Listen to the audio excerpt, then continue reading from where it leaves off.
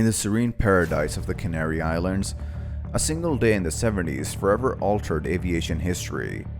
Welcome to a tale of horror and tragedy, a holiday from hell that shook the world.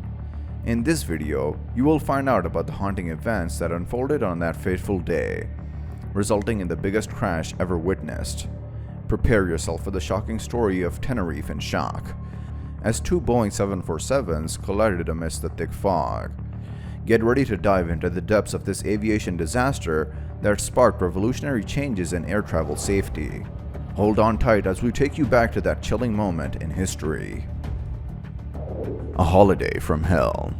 The Canary Islands, an all-year refuge for sunseekers, had always attracted tourists from around the world. The archipelago, situated in the Atlantic Ocean, was a paradise then just as it is now. But it was a fateful day in the 70s that would etch the islands in aviation history for all the wrong reasons. The unthinkable disaster. On March 27, 1977, the Los Rodeos airport in Tenerife witnessed a tragedy that shook the world.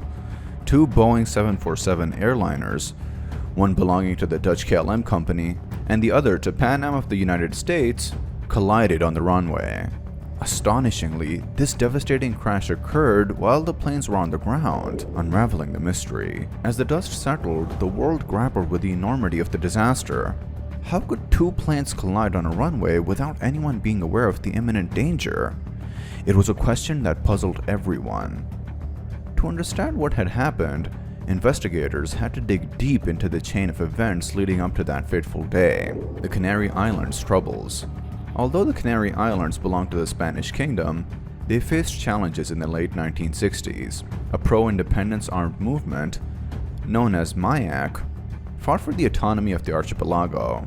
On March 27, 1977, MIAC set off an explosive device at the Gran Canaria airport, leading to a complete breakdown of air traffic in the region.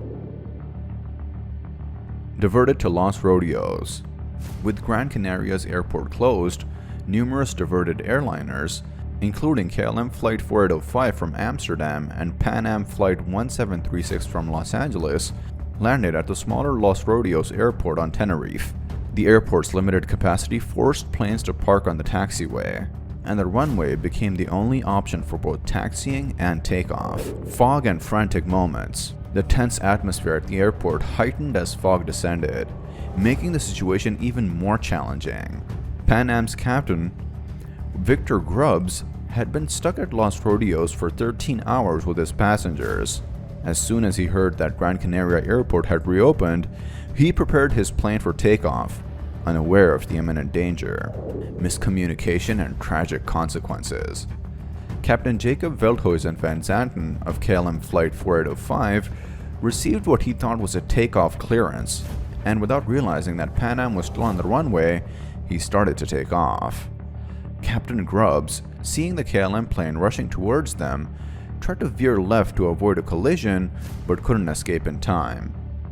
The two planes collided, resulting in a devastating fire. The aftermath and the investigation. The control tower was initially unaware of the tragedy due to dense fog and signal interference. Firefighters and ambulance crews were alerted only minutes later. Both planes burned beyond recognition, and the death toll was staggering. A commission of investigators from Spain, the United States, and the Netherlands was assembled to uncover the reasons behind the disaster. Blame and accountability. The investigation focused on the actions of the KLM crew and the miscommunication that led to the collision. Captain Van Zanten, an experienced pilot, had misunderstood the airway clearance as a takeoff clearance, and this crucial error proved fatal.